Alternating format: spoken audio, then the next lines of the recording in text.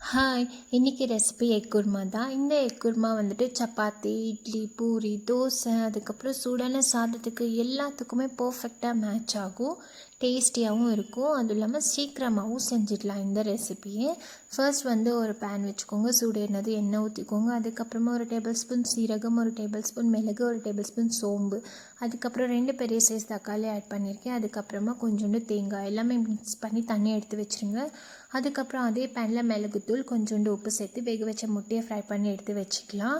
அது எடுத்து வச்ச பின்னாடி ஃபஸ்ட் ஃப்ரை பண்ணது எல்லாமே மிக்ஸி ஜாரில் போட்டு அரைச்சிக்கலாம். அதுக்கப்புறம் அதே பேனில் பட்டை, ஏலக்காய், சோம்பு, பிரியாணி இலை எல்லாமே சேர்த்து 2 பெரிய சைஸ் வெங்காயத்தை ஆட் பண்ணியிருக்கேன். அது கூட பேஸ்ட்டை அரைச்சி வச்சதும் சேர்த்துக்கலாம். நல்லா மிக்ஸ் பண்ணிவிட்டு தேவையான அளவு தண்ணி அதிலே ஊற்றிக்கோங்க. மிக்ஸி ஜாரில் மிக்ஸ் பண்ணி அதுக்கப்புறம் அது கொதித்து வரும்போது மிளகாத்தூள், மஞ்சள் தூள், கரம் மசாலா, அதுக்கப்புறம் தனியாத்தூள் ஆட் பண்ணியிருக்கேன். எல்லாமே சேர்த்து நல்லா கொதிக்கட்டும்.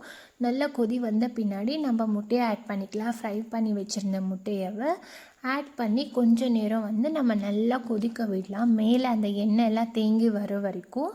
அப்புறம் கொதித்த பின்னாடி சப்பாத்தி கூட, சூடான சப்பாத்தி கூட இந்த கிரேவி, இந்த குருமாவை வச்சு சாப்பிட்டு பாருங்கள். அவ்வளோ சூப்பராக இருக்கும். திரும்ப திரும்ப செஞ்சு சாப்பிடுவீங்க. ஓகே, பாய்.